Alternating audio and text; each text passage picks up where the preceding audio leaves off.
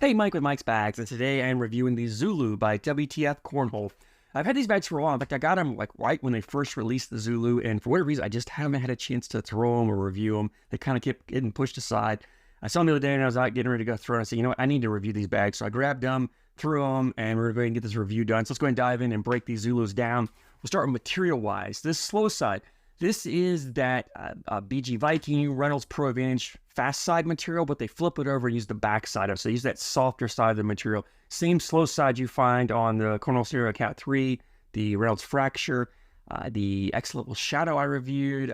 It's a somewhat popular material because it's definitely more controllable than the other side, so you can play a little bit of a more versatile style game with it. You can do a little bit of everything with it. I'm going to call it a 6-speed. I think WTF calls it a 6.5, so you're looking at 6.5 range on this slow side on this bag.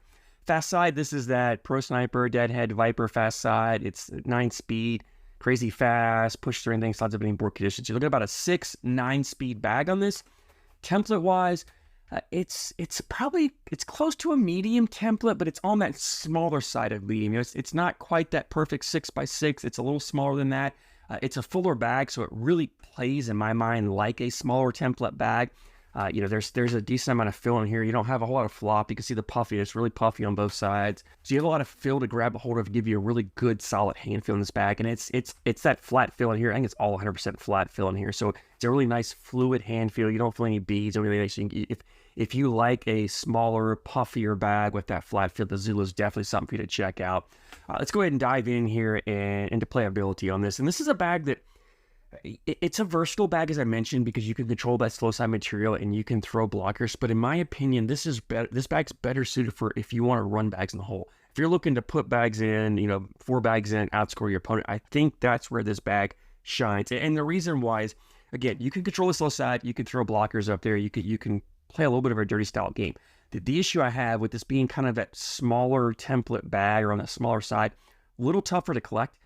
Fuller bags are usually easier. I mentioned that you can clip a corner, and you can do it here. You can clip a corner and take it in. They're not going to accordion up. The problem is because they're smaller templates, you have a smaller target and you have a smaller bag you're aiming at it. So you really got to be a little more precise with your aim to hit it just right to clip it. What I found was I was having more bags that kind of just barely nicked it and spun around and was getting around, which this bag was doing a better job of getting around the blockers than it was going through the blockers, which is where I think it's a better bag for running bags in the hole, especially if you're playing with one opponent who likes to throw a dirty style game and puts a lot of blockers up there. You can sneak around and make them collect their own bags.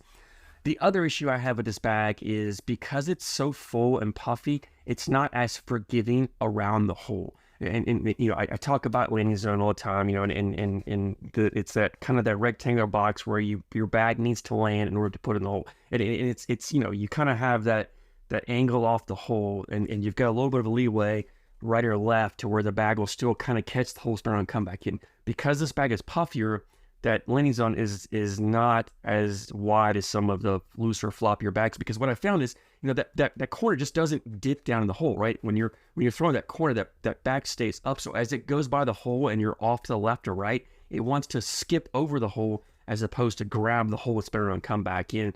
And that's not really a knock on this particular bag. That's just typically bags that are fuller.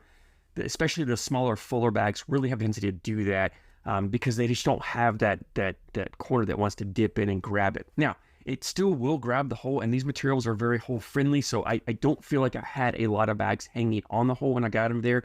It's just when I was off on my aim, that's when I had the issue of it skipping over. So, it's not really the bag's fault as much as mine, but it does require a little more of a more precision type throw, a little more accuracy if you want to really run bags in on a smaller bag like this. If you want a more forgiving bag, I tend to find the larger, floppier bags are way more forgiving, and they make up for a lot of your mistakes. Now, this bag having this flat fill, it doesn't really kick on you. This Missile, I'm sure, doesn't really have a lot of kick to it, so it's definitely a very soft landing bag. It lands pretty soft, pretty flat, runs straight up the board.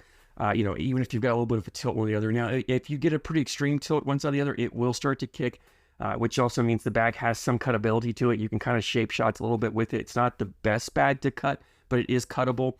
This bag, again, I'm not a roll bag thrower. I say it all the time. I'm not a roll bag thrower, but this is definitely a full enough bag that if you're an average to above average roll bag player, this is a bag you could definitely roll, which I think gives it the advantage of being a little bit of a faster bag that's still pretty rollable. So if you like to shape shots, you like to, cuts, rolls, flops, like to get creative with it, I think it's wonderful. That two very hole-friendly materials, so they do want to go in the hole.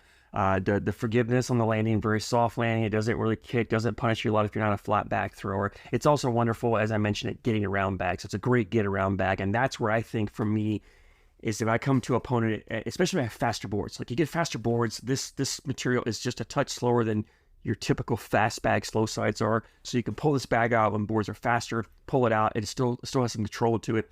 You can sneak your bags around when you get an opponent throwing those blockers up there. You can get around them, leave their blockers, make them collect it. So great for get arounds. It's great for fast boards. It's very hole friendly. It has a very soft landing to it. So it doesn't kick on you. So all those things I think really make it a solid bag. And I think I can see the situation type players where I think this would fit into the type of bags that they're looking for. For me, it may not be my favorite bag, but, I tend to like a little bit floppier bag. I tend to like a little more of a bead feel. This doesn't fit that, but yet I still had a lot of fun with this bag. Had a lot of success on it. I think it really is a great bag. I would recommend checking it out. If you like those smaller, fuller templates with a little bit of speed on your bags, I think the Zulu is perfect for you. So go check it out. Which leads me to availability. WTF has a website, WTFcornhole.com. Link in the description for you guys to click on there. The bags are pretty readily available, although I will say when I went to look on WTF's website, they only had, I think, like one or two different designs of Zulus available. So I don't know if the Zulu is something they're kind of phasing out for the next season, or if they just didn't have a lot in stock at the moment. There wasn't a lot of options. Prices range from like $60 to $80. I don't know if it's the certain designs cost more than others. I'm not sure. I felt like when I bought these, they were like, I want to say like 75-ish, somewhere in that range.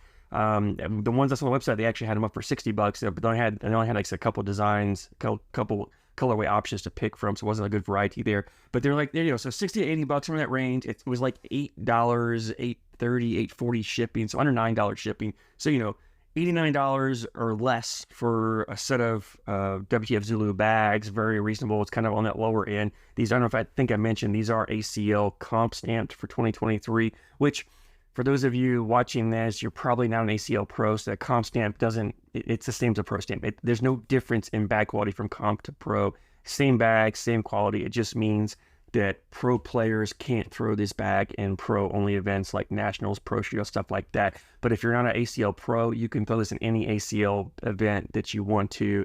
They're legal. So just search it. I'll probably put a video out sometime. But the comp stamp is not, it doesn't mean it's a lesser quality than pro stamps, right? Hope I made it clear. Anyway, ACL stamp for 2023, less than $90. Great deal. They're solid bags. I do see where this is a need. I think some few players are really gonna love this bag. So if you throw the Zulu, let me know your feedback, like it, don't like it, whatever. I love hearing your guys' opinions. I thank you so much for the support, and I thank you for watching.